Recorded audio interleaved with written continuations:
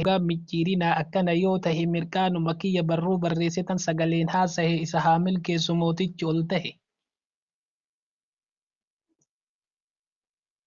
Biyyi irraa dhufne Nuural Hudaa keessa muummeen ministeeraa Ustaazul Yuunusii na jalaa dhageessaa biyya nagayaati ganda salaamati walillee hin jibbu seenaa babarreessa koree fi minishaan jiru achi keessa mirga ilma namaa hunda walqixxeessa anis achii dhufe nasiyaa barreessa narraa qeebaladhu fudhu obboleessa. Allahu yaa Kariim mootii waa hundarraa meenu obaafadhu diinii qabna dharraa quraanaan nuu caala qabeenya keenyarraa homaa hin argamu namni bahee dharraa silaa deemsin ooltu addunyaa kanarraa hojii badduu toltu gaafa san agarra. Allahu Akbar. Kana boo.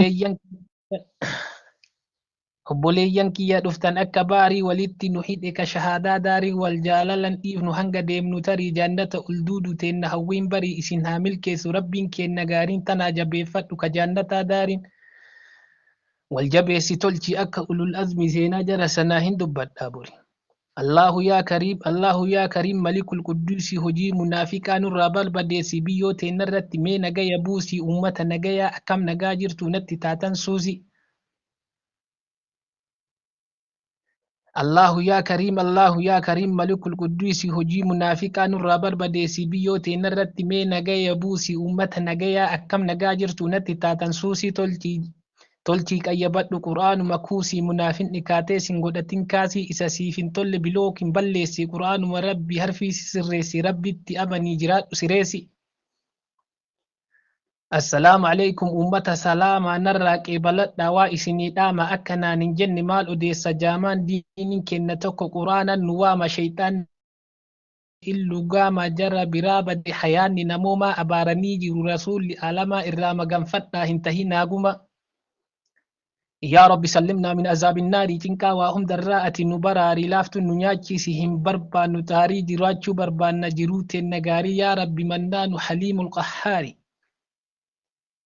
Akkana jedhanii rasuulli alamaa uummata kiyyarraa zabanul aakiriin firqaa 72tti qoodamaa hunduu kasaaramee takka haxa qamaa achi keessaa kunoo qabanne yaa jamaa zaraazaree himuuf barnoota taajamaa tanaa hin dhagahe aaliman naa himaa alhamdulillaahi mootii dachiif sama.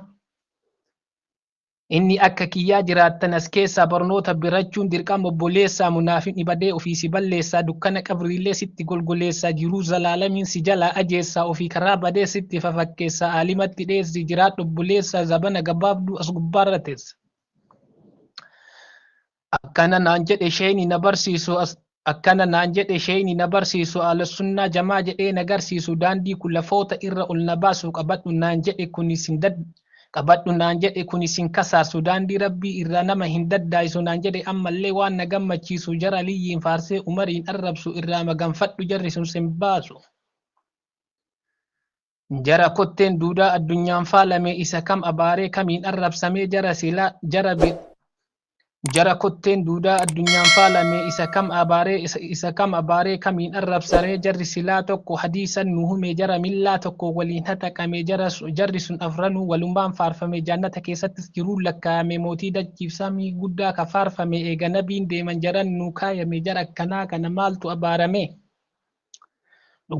Dhugaan daddabsinaa qabadhaa yaa jabaa inni sobaan deemu suni ammaa dhumaa dubbiin isin dhibde gaafadhaa aalima warri diinii beeku warri diin baratee hin jiranii kumaa kunoo ayciisanii dhugaarratti himaa jara dhugaan deemu qabatan dhugumaan.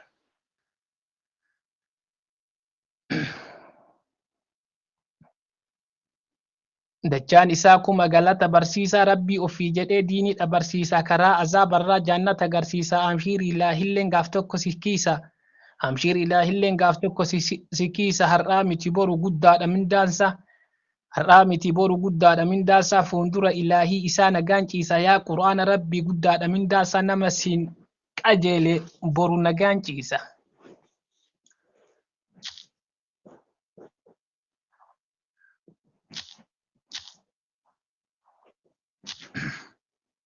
Daamaan kiyyan guula ciree ciccirate fixe fuulaa karaarra ciciisaa bilaaltu na dhahee booda komiidhiisaa karaasaa gadhiisaa oduu jabduu wahii isinii hasaasa.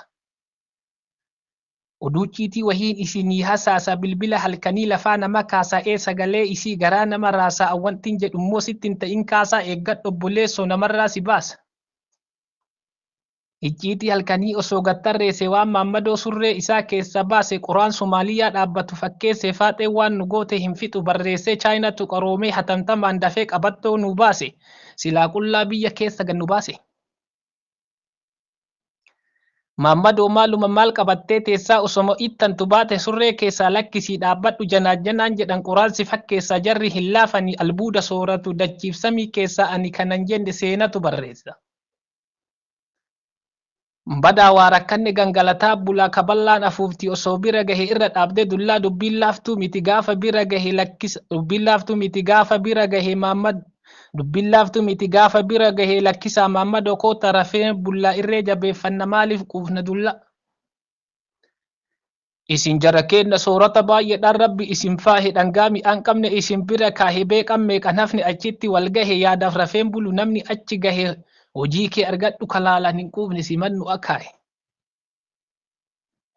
Dhiira lola feeten gattaa'ee hin booye garuu jara kana fidee nurra kaahee waan jarri nu goote hin fixu lakkaahee qabsoon jara kanaa manannu akaahee jarana nu dhiisaa lakkaa amma gahe.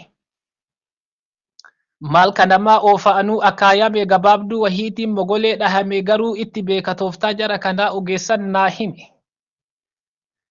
Jarri kun ogeessa akka dhageenyetti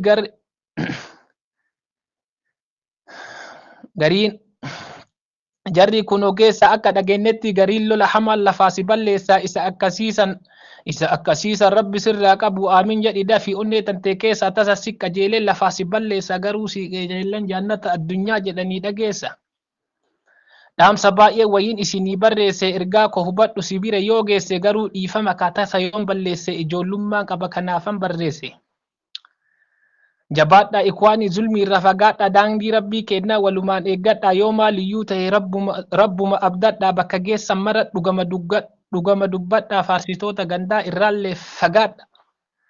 Xumire ergaa koo nagayaan naa turaa ammaaf ergaa kan koo asumattan muraa afoon alillaahi halkan gaarii turaa waan na dhageessanii fi